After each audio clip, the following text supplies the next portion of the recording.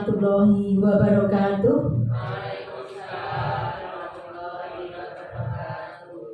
Yang terhormat Bapak Kepala Sekolah UPT SDN Jati 1, yang saya hormati Bapak Ibu Dewan Guru beserta tenaga kependidikan UPT SDN Jati 1.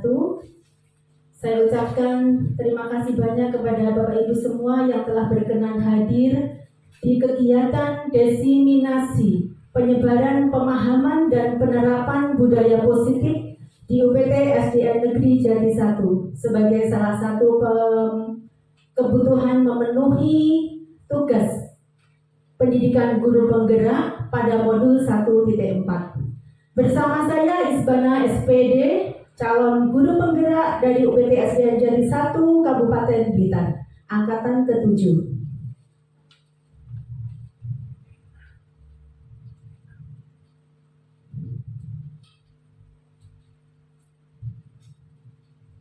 Baik Bapak Ibu, sebelum kita masuk ke materi inti yakni tentang budaya positif, mari kita mengingat kembali tentang filosofi Ki Hajar Dewantara. Menurut Ki Hajar, hakikat pendidikan itu menuntun segala kekuatan kodrat yang ada pada anak agar dapat mencapai keselamatan dan kebahagiaan yang setinggi-tingginya, baik sebagai manusia dan sebagai anggota masyarakat. Jadi Ki Hajar mendefinisikan pendidikan itu dengan istilah menuntun. Makna dari pendidikan adalah nuntun. Ibaratnya kita menuntun seorang anak, menuntun anak kecil, kita hanya membantu mereka untuk berdiri tegak, kemudian berjalan sendiri, dan potensi untuk berjalan itu berasal dari mereka sendiri, bukan dari kita. Jadi pendidik di sini hanya membantu untuk mereka berjalan supaya tidak salah arah dan tidak terjatuh.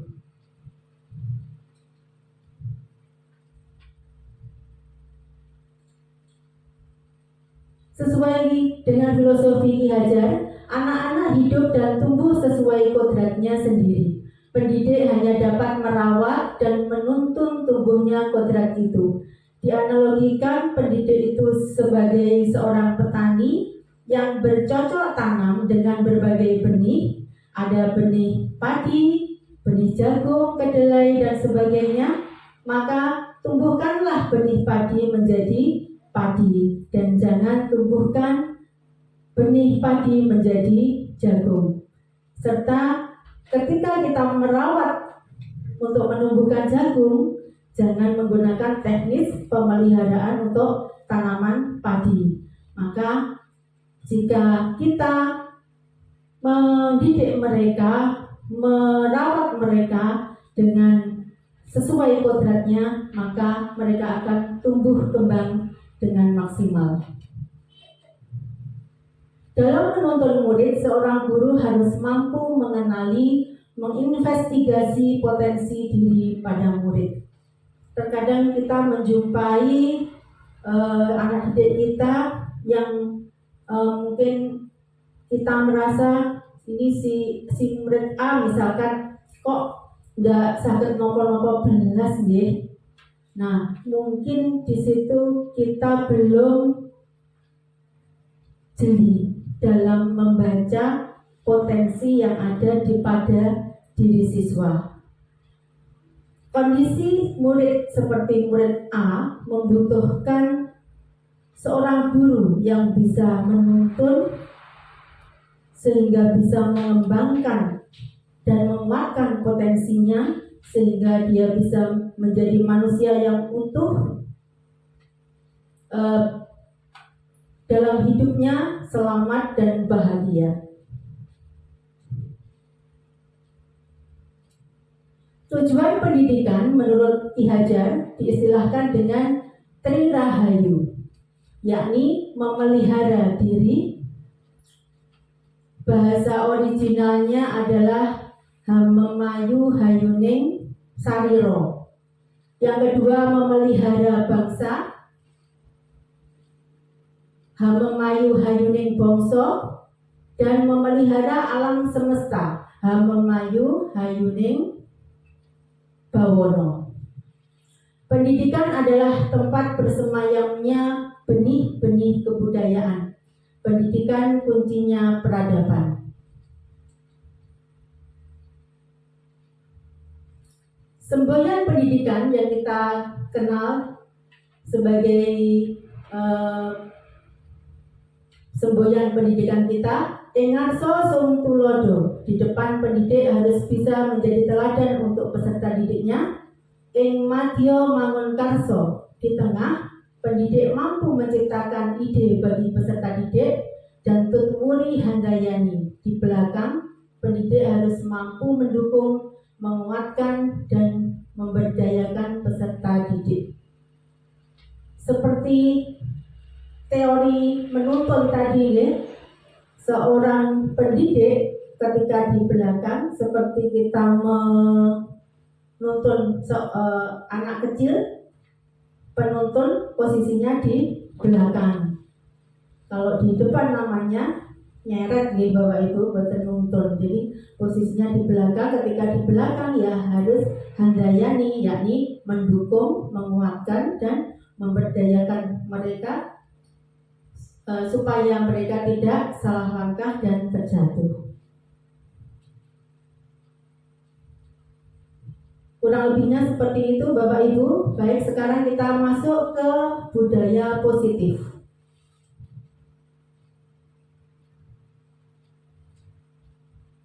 Budaya positif adalah suatu pembiasaan yang bernilai positif. Di dalamnya mengandung sejumlah kegiatan yang mampu menumbuhkan karakter murid. Budaya positif meliputi 6 hal, yakni yang pertama, perubahan paradigma stimulus respon, 2 konsep disiplin positif, 3 keyakinan kelas, 4 pemenuhan 5 kebutuhan dasar manusia, 5 posisi kontrol, dan 6 segitiga restitusi. Mari kita kupas satu persatu. Yang pertama, perubahan paradigma stimulus respon. Untuk membangun budaya yang positif, sekolah perlu menyediakan lingkungan yang aman dan nyaman agar murid-murid mampu berpikir, bertindak, dan mencipta dengan merdeka, mandiri, dan bertanggung jawab. Pembelajaran paradigma baru, yakni pembelajaran yang berorientasi pada penguatan kompetensi dan pengembangan karakter yang sesuai dengan nilai-nilai Pancasila atau profil pelajar Pancasila. Berarti untuk menuju kepada budaya positif, pemerintah telah mencanangkan pembelajaran baru, yakni pembelajaran paradigma baru yang kita selenggarakan saat ini.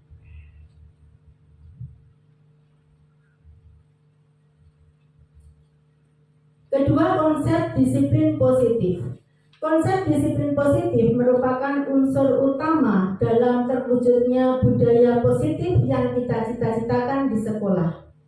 Apa itu disiplin positif? Suatu cara penerapan disiplin tanpa kekerasan dan ancaman yang dalam praktiknya melibatkan komunikasi tentang perilaku yang efektif antara orang tua dan anak atau antara guru dan murid.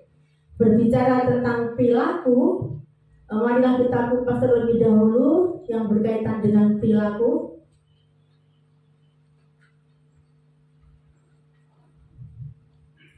Seseorang menunjukkan perilaku tertentu karena dilatar belakangi oleh 3 level motivasi. Motivasi yang pertama adalah menghindari rasa sakit dan hukuman atau motivasi eksternal. Suatu contoh, murid kita ketika datang terlambat pada saat upacara bendera misalkan, kemudian ada guru yang menghukum mereka dengan push up 100 kali misalkan. Nah, itu berarti memberi motivasi anak dengan menghindari rasa sakit dan hukuman. Yang kedua, mendapatkan hadiah dan penghargaan, yang disebut dengan motivasi eksternal. Kemudian yang ketiga, menghargai diri sendiri atau motivasi internal. Coba kita lihat yang selanjutnya. Level pertama tadi menghindari rasa sakit dan hukuman. Contohnya tadi ya, misalkan anak melakukan kegiatan yang melanggar tata tertib, maka langsung diberikan hukuman suruh push up, disuruh lari di lapangan misalkan. Nah, itu dampaknya apa? Dampaknya adalah rasa sakit dan hukuman cenderung menumbuhkan emosi. Terkadang anak-anak yang kita hukum itu yang melaksanakan, tapi mereka seringkali berundel. Kemudian terkadang juga muncul rasa dendam juga. Untuk kepatuhan mereka juga tidak tahan lama karena ini masuk dalam motivasi eksternal. Pada level 2, mendapatkan hadiah dan penghargaan. Mungkin kita sering melakukan hal itu, memberi iming-iming murid kita supaya melakukan kedisiplinan yang kita inginkan. Suatu misal, anak-anak besok ulangan harian, siapa yang mendapatkan nilai di atas 80, ibu beri hadiah misalkan. Ore, langsung mereka berlomba-lomba belajar giat untuk mendapatkan hadiah tersebut. Nah, ketika kita tidak memberikan hadiah seperti yang kita iming-imingkan tadi, maka apa dampaknya? Mereka akan kecewa. Kadung belajar giat, kadung begini, ternyata tidak diberi hadiah seperti itu. Nah, dampaknya lebih dekat dengan rasa kecewa, karena jika yang dilakukan ternyata tidak berbalas dengan janji atau hadiah yang diiming-imingkan, maka akan memunculkan rasa marah, kesal, dan kecewa. Nah, ini juga termasuk motivasi eksternal yang tidak tahan lama. Ketika dia tidak diberi iming-iming, mereka ya slow saja gitu, tidak ada motivasi lagi.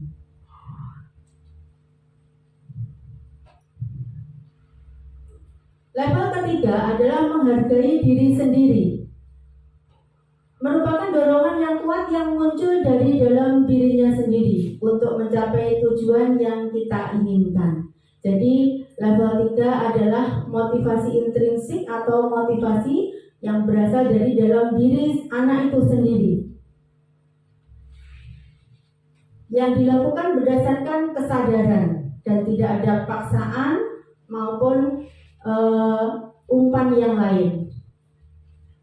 Dampaknya apa? Maka seseorang yang melaksanakan sesuatu yang berangkat dari dalam dirinya sendiri, maka dia akan merasa lebih happy karena dia menikmati prosesnya, lebih mandiri, lebih kreatif, dan lebih tahan lama, dan lebih sukses. Bagaimana kita menanamkan motivasi internal pada diri murid? Yaitu dengan cara memberi motivasi yang memusatkan pada proses. Jadi bukan pada tujuan akhir, bukan pada imbalan dan yang lain. Toh kalau misalkan ada sesuatu yang didapatkan, ya itu merupakan bonus saja begitu. Jadi yang kita harapkan, yang kita upayakan adalah bisa menanamkan motivasi pada diri siswa, yakni motivasi level ketiga yang berangkat dari dalam dirinya sendiri atau motivasi internal. Kita kembali pada konsep budaya positif tadi ya Bapak Ibu. Budaya positif tadi ada pinter mau? 6. Yang pertama tadi adalah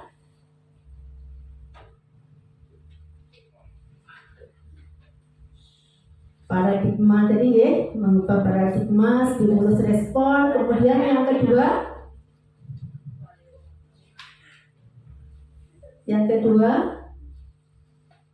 yang melatar belakangi perilaku seseorang. Kemudian yang ketiga adalah keyakinan kelas.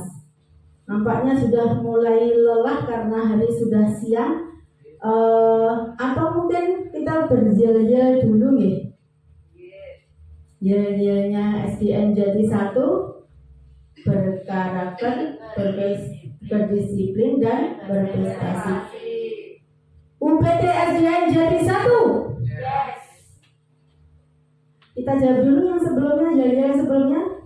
UPT SDN Jati 1 berkarakter, berdisiplin, berprestasi. Yang kedua UPT SDN Jati 1.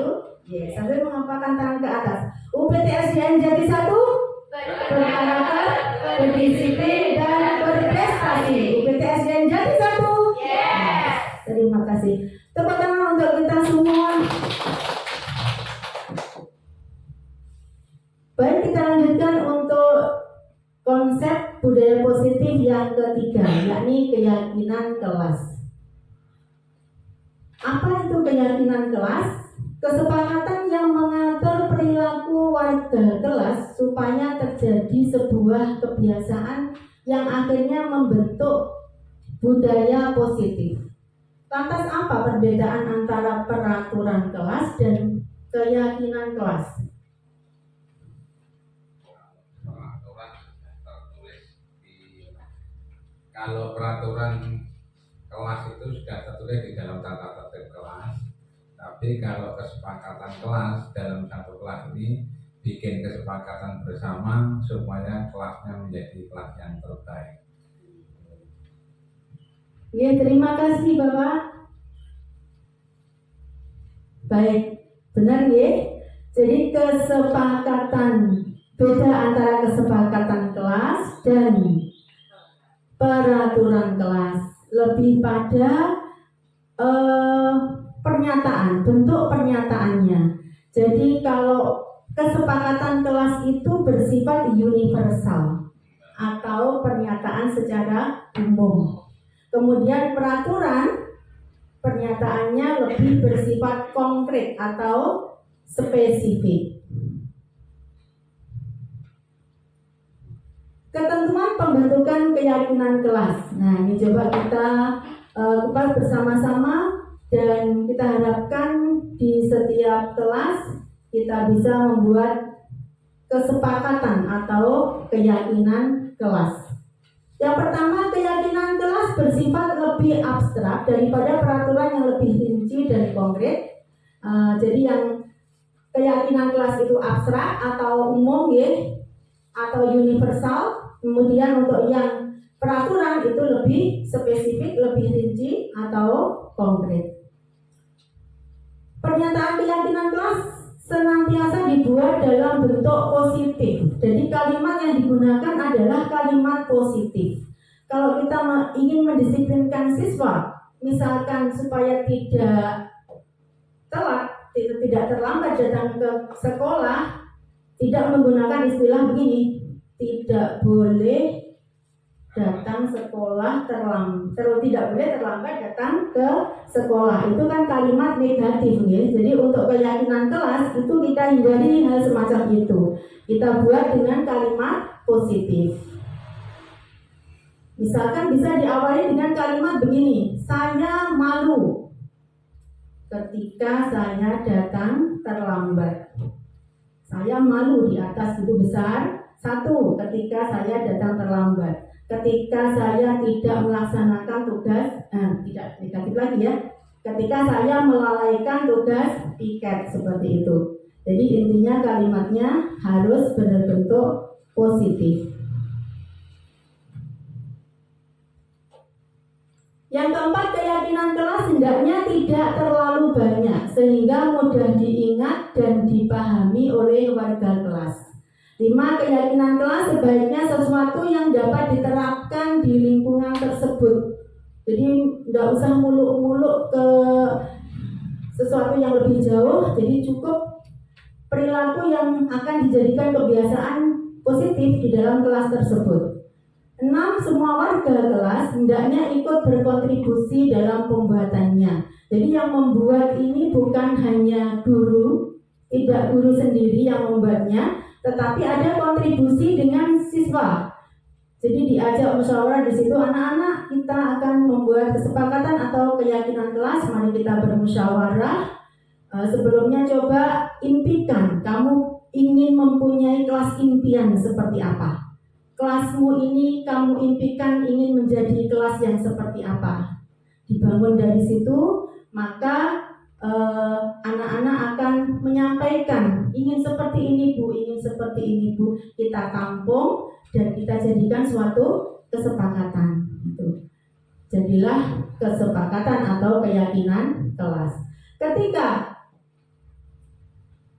siswa di kelas kita pada saat kalanya melanggar keyakinan kelas tersebut, kita ingatkan, keyakinan kelas ini bunyinya seperti ini. Apa kamu meyakininya? Ini dulu yang membuat kesepakatannya siapa?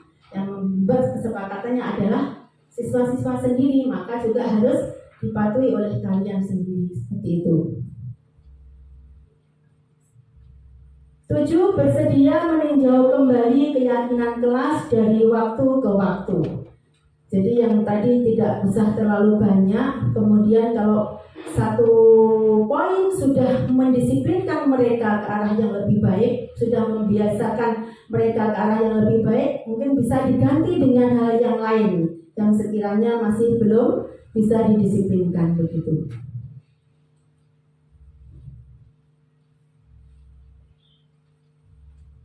Contoh untuk keyakinan kelas 5 seperti ini Bapak Ibu. Jadi mungkin nanti Bapak Ibu guru kelas 1 sampai kelas 6 monggo bisa kita praktekkan itu di kelas kita masing-masing.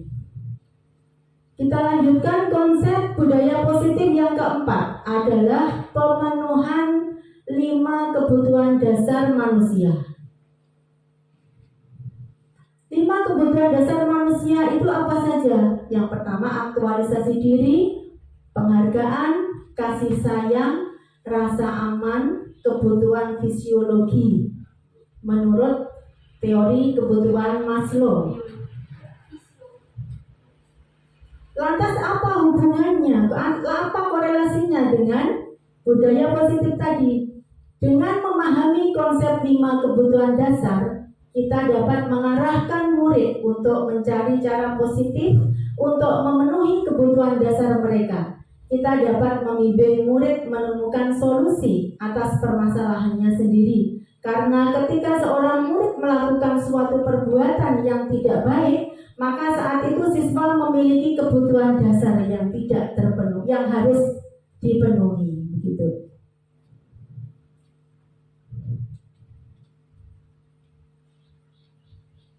Yang kelima adalah posisi kontrol guru. Menurut teori kontrol Dr. William Glasser dan Diane Goshen, ada 5 posisi kontrol yang diterapkan seorang guru atau orang tua dalam melakukan kontrol terhadap muridnya. Nah, ini yang sering kita praktekkan. Coba kita pada posisi yang mana saat ini? Okay? Yang pertama, kontrol guru sebagai penghukum. 2, pembuat orang merasa bersalah. 3, kontrol guru sebagai teman. Yang keempat, pemantau. Dan kelima, sebagai manajer.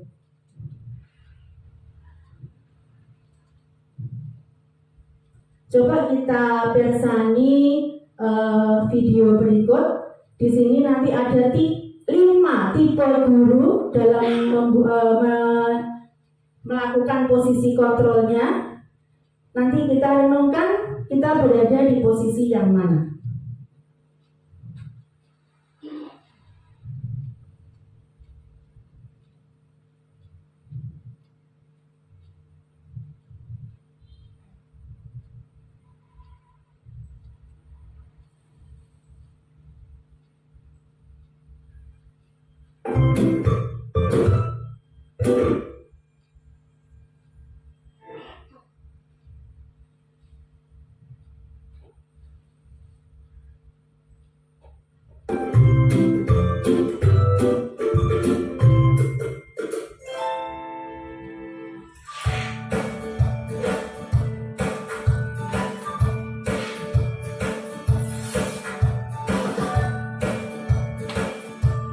Halo, Bapak Ibu Guru calon guru penggerak.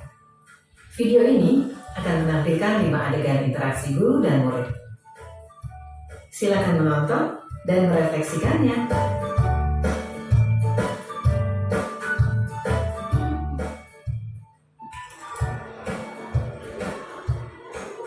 Pagi anak-anak, silakan PR yang kemarin Ibu berikan diletakkan di meja. Anton, kamu sudah mengerjakan belum? Belum mengerjakan saya, Bu. Kamu selalu ya mengerjain PR. Sekarang kamu duduk di depan, lalu tulis. Saya berjanji tidak akan mengulangi lagi. Saya berjanji akan berusaha menjadi murid yang rajin belajar sampai pelajaran saya selesai.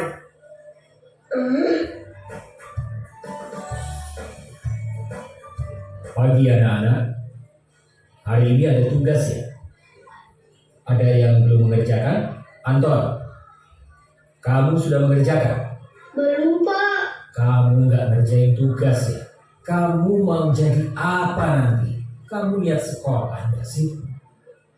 Coba bayangkan orang tuamu betapa kecewanya sama kamu. Kamu itu sudah kelas 5. Harusnya bertanggung jawab sama dirimu sendiri. Maaf, Bu. Saya terlambat. Ya udah, nanti jangan diulangi lagi ya. Kalau kamu rajin, Ibu senang lihatnya. Ya, lain kali tepat waktu ya masuknya. Tos dulu dong. Kita kan teman. Wah, jadi kalau aku terlambat lagi, apa ya?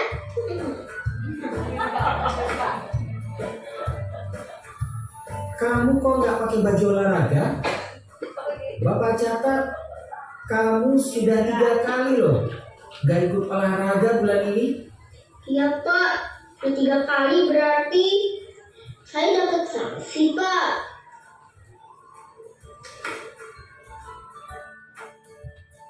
Ini, Bu.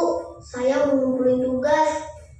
Maaf ya, Bu. Saya terlambat ngumpulin tugas. Kenapa kamu terlambat mengumpulkan tugas? Iya, Bu.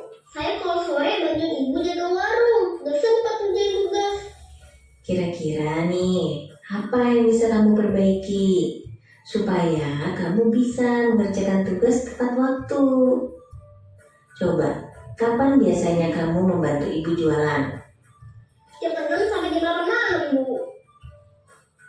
Bagaimana kalau kamu membuat jadwal? Kapan kamu akan mengerjakan tugas? Oh gitu ya, Bu.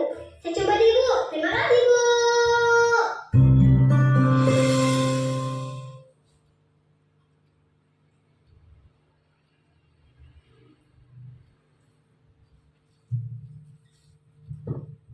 Baik Bapak Ibu, untuk tipe guru pertama tadi adalah sebagai penghukum. Baik hukuman fisik maupun verbal, posisi ini menunjukkan tidak adanya korelasi antara sanksi dan kesalahannya. Penghukum merespon tindakan negatif siswa dengan menghardik, biasanya selalu dengan kata keras, ya, menunjuk-nunjuk, menyakiti, serta menggunakan ancaman untuk mengontrol murid.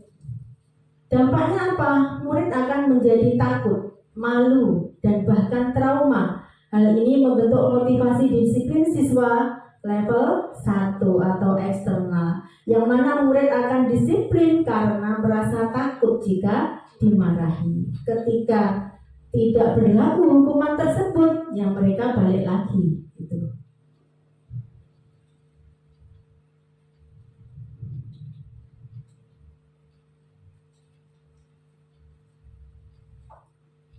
Untuk tipe guru kedua adalah, apakah kamu tidak kasihan sama orang tuamu? Pembuat rasa bersalah. Orang tuamu sudah menyekolahkan kamu. Guru meminta simpati dari murid dan meminta murid untuk mengasihaninya. Atau bisa juga, apa kamu gak kasihan sama ibu guru? Ibu guru sudah berusaha begini dan begitu, kamu masih seperti itu. Dampaknya adalah murid menjadi lemah, tidak percaya diri, dan memiliki krisis identitas, merasa tidak bisa membahagiakan orang lain. Ini juga masuk dalam kategori motivasi eksternal. Yang ketiga adalah sebagai teman. Jadi selayaknya tadi percakapannya kita perhatikan selayaknya dengan teman gitu ya. Murid merasa nyaman, merasa mendapat perlindungan dan cenderung bergantung pada guru tersebut sehingga tidak mandiri dan tidak ada kesadaran dari dirinya atas perbuatannya karena motivasi yang muncul adalah eksternal dari guru yang memberikan rasa nyaman tersebut. Suatu misal di kelasnya Bu Nindaya, si anak tersebut diperlakukan dengan kontrol guru sebagai teman. Kemudian dengan Bu Nihaya anak itu bisa patuh. Tapi ketika dia bersama guru lain yang tidak melaksanakan kontrol guru yang serupa, maka anak tersebut juga akan berubah begitu. Motivasinya juga eksternal. Tipe guru keempat tadi adalah sebagai pemantau. Murid melakukan konsekuensi sesuai peraturan yang berlaku di sekolah. Dampaknya adalah murid tidak dapat melihat esensi dari sebuah peraturan karena selalu dikaitkan dengan konsekuensi. Murid memahami adanya sanksi yang harus dilakukan tapi tidak bisa memaknai dari tujuan peraturan tersebut.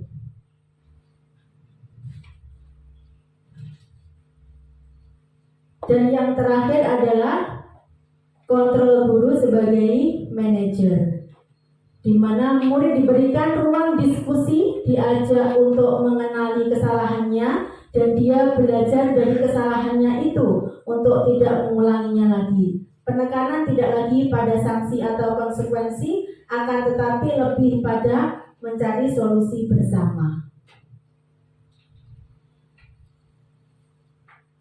Jadi 5 kontrol guru itu tadi sangat berkaitan erat dengan yang keenam ini Bapak Ibu, segitiga restitusi, yaitu suatu metode untuk mengatasi masalah yang terjadi pada siswa. Menurut Diana Goshen, restitusi mengajak murid untuk mengidentifikasi kembali tindakannya sehingga dia bisa menganalisis dan memikirkan langkah yang tepat dalam pemecahan masalah. Seperti apa? Segitiga restitusi digambarkan seperti ini, ya. Untuk yang mendatar di bawah adalah menstabilkan identitas. Fase menstabilkan identitas. Yang kedua adalah fase validasi tindakan yang salah, dan yang ketiga adalah menanyakan keyakinan. Nah, nanti kita kaitkan dengan keyakinan kelas tadi atau mungkin keyakinan sekolah. Langkah-langkah segitiga restitusi. Yang pertama tadi untuk yang mendatar di bawah tadi, ya, menstabilkan identitas. Fase itu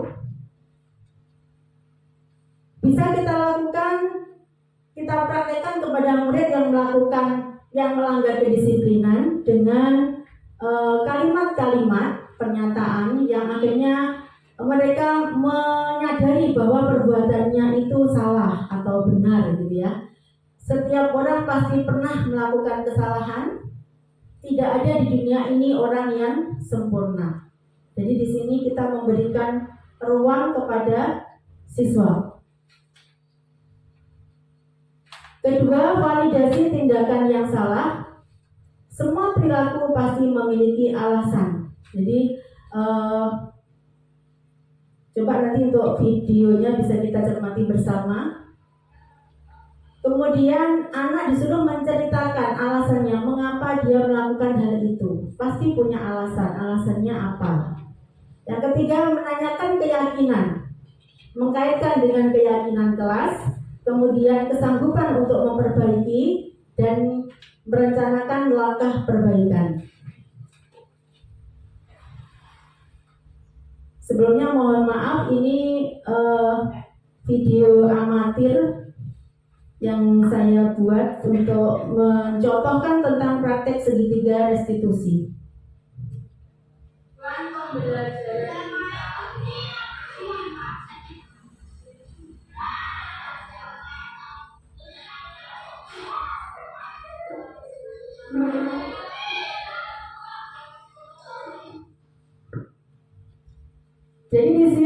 ada siswa yang terlambat datang ke sekolah.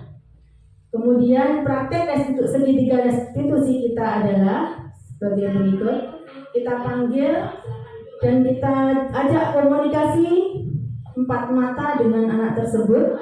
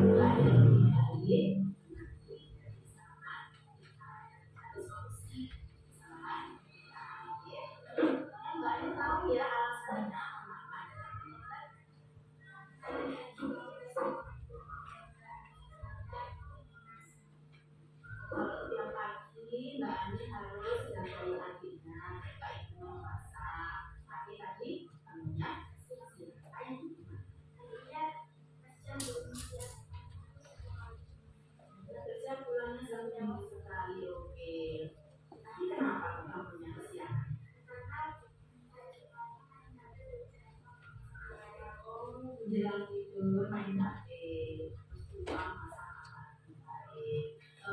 Mbak Ani tahu kalau Mbak Ani melanggar, nanti Mbak Ani memenuhi keyakinan kelas kita atau tidak? Tidak. Kira-kira keyakinan kelas apa yang dilanggar? Harus datang tepat waktu. Apa keyakinan kelas itu berbeda setiap hari? Penting. Kalau penting berarti Mbak Ani harus memperbaiki. Tindakan apa supaya bisa memperbaiki, supaya Mbak Ani tidak terlambat lagi nantinya.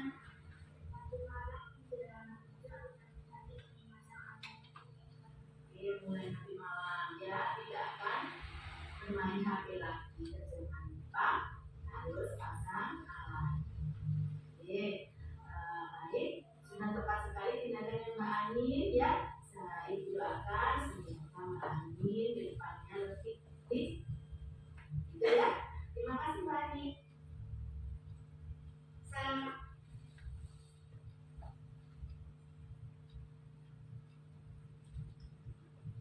Demikian tadi ya Bapak Ibu praktek segitiga restitusi. Jadi dari fase pertama tadi evaluasi anak tersebut mengetahui perbuatannya itu salah atau benar gitu. Kemudian yang kedua, yang pertama juga terkesan tidak memberikan, tidak menyalahkan ya, tidak menyalahkan. Jadi biar mereka menyadarinya sendiri bahwa yang dilaksanakan telah dilakukan itu adalah tidak benar. Kemudian fase yang kedua adalah apa tadi Bapak Ibu? Menstabilkan ya. Dikaitkan dengan yang ketiga, dikaitkan dengan keyakinan kelas. Jadi mereka menyadari bahwa sudah membuat keyakinan kelas dan telah dilanggar. Terus bagaimana cara memperbaikinya? Kita kirim opini mereka untuk mencari solusi bersama. 6. Landasan filosofi restitusi. Kesalahan adalah hal yang lumrah dan tidak ada manusia yang sempurna. Setiap manusia tahu jika berbuat salah, jadi sadar kalau dia berbuat salah.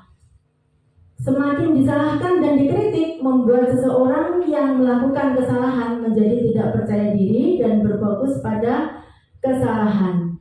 Proses dari restitusi menguatkan setiap individu. Proses dari restitusi karena diri sendirilah yang menyelesaikan dan memperbaiki masalah. Proses dari restitusi menguatkan setiap individu karena diri sendirilah yang menyelesaikan dan memperbaiki masalah tersebut. Proses restitusi membuka banyak kesempatan bagi setiap murid untuk meraih sukses pertamanya, merasa dihargai dan lebih terbuka untuk percaya pada diri sendiri dan orang lain. Individu yang tumbuh dalam proses restitusi menjadi lebih mengerti bahwa kesalahan adalah hal biasa sehingga dia pun akan melakukan proses restitusi pada orang lain di sekitarnya.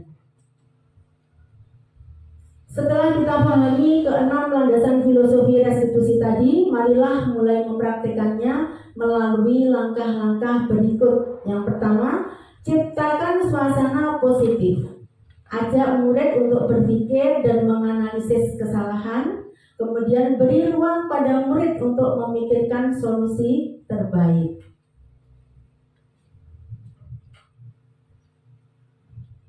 Jadi restitusi memberi kemerdekaan kepada murid untuk menyelesaikan masalahnya. Ketika ini berhasil akan muncul penghargaan pada dirinya sendiri dan orang lain. Murid akan lebih berharga dan percaya diri. Jadi Bapak Ibu, untuk mewujudkan budaya positif di lembaga kita itu butuh proses, dia tidak bisa instan. Jadi sedikit demi sedikit kita benahi tentang posisi kontrol guru yang telah kita lakukan kepada murid kita. Mungkin kita berada pada posisi yang mana yang sekiranya kurang efektif untuk membentuk budaya positif. Yang kita harapkan kita bisa melakukan pada posisi kontrol sebagai manajer tadi. Mekaten Bapak Ibu,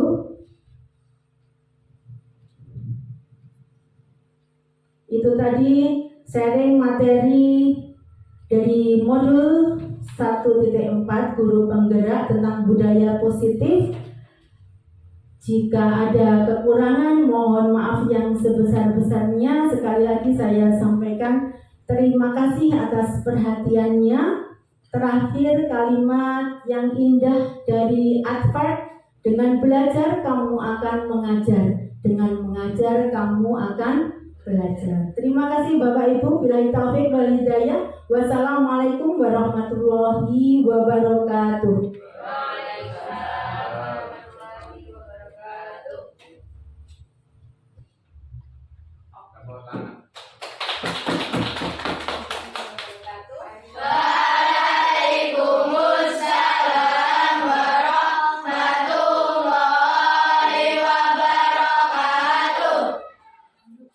Semangat lagi ya. Big1, Big2, Big3.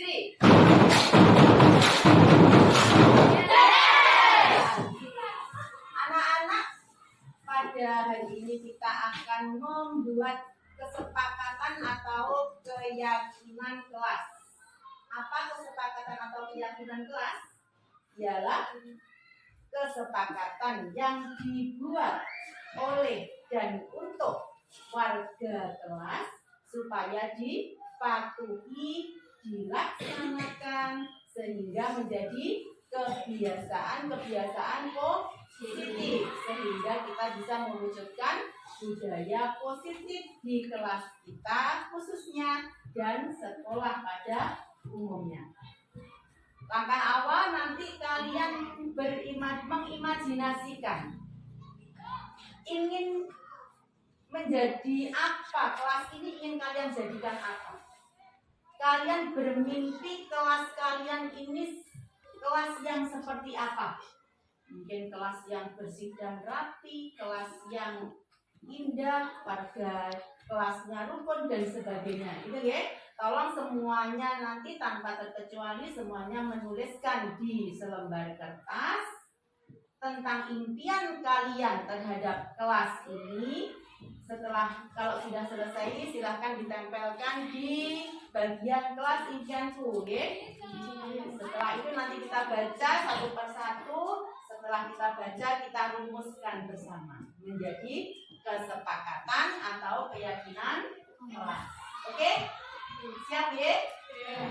Bagi satu-satu.